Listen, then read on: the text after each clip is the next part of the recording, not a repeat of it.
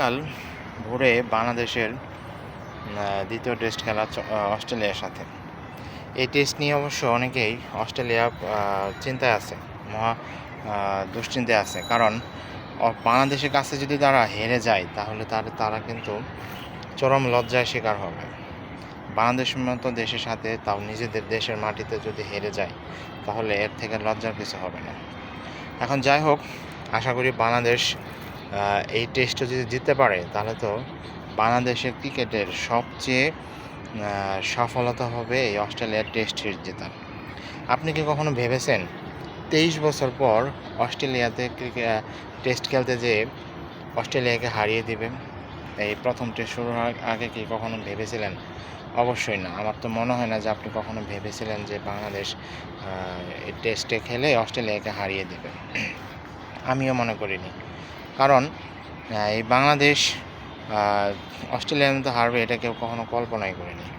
যদিও আজকে নাজমুল হোসেন শান্ত, যেটা খেলার আগের দিন সংবাদ সম্মেলন হয় ক্রিকেটারদের, সেখানে বলেছে যে তাদের উদ্দেশ্য দ্বিতীয় টেস্ট ভালো খেলা এবং পঞ্চম দিন অর্থাৎ 5 দিনই ক্রিকেটে ভালো খেলা।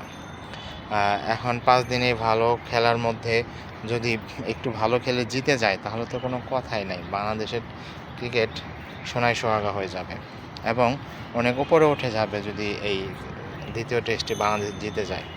আপনার কি মনে হয় বাংলাদেশ কি দ্বিতীয় টেস্টে জিততে পারে বা জেতার সম্ভাবনা রয়েছে? আর কত দূর জেতার সম্ভাবনা রয়েছে সেটা আপনারা কমেন্ট বক্সে লিখে জানিয়ে দিতে পারেন। এখন বাংলাদেশ যদি প্রথম টেস্টের মতোই অস্ট্রেলিয়াকে অল আউট করে দেয়, আবার নিজেরা ব্যাটিংয়ে ভালো করে, তাহলে তো অবশ্যই ভালোই হবে। যদিও অস্ট্রেলিয়া কিন্তু ঘোষণা দিয়ে গেছে এই টেস্টে অস্ট্রেলিয়া চূড়ান্তভাবে অনেক শক্তিশালী হয়ে ফিরে আসবে এবং বাংলাদেশকে তারা দেখিয়ে দিবে।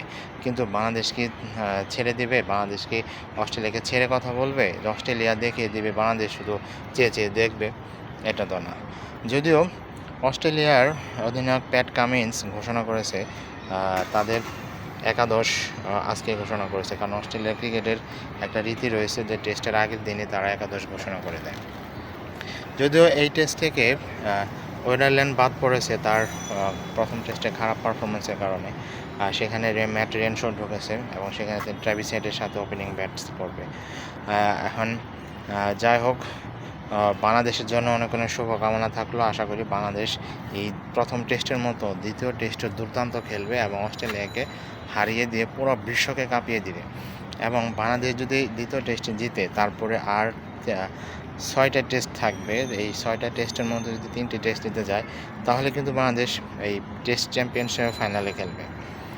যাই হোক, আমরা মজার একটা লড়াই দেখার অপেক্ষায় আছি। আশা করি বাংলাদেশ অনেক ভালো খেলে অস্ট্রেলিয়াকে হারিয়ে দেবে। আপনার কি মনে হয় বাংলাদেশকে হারাতে পারবে?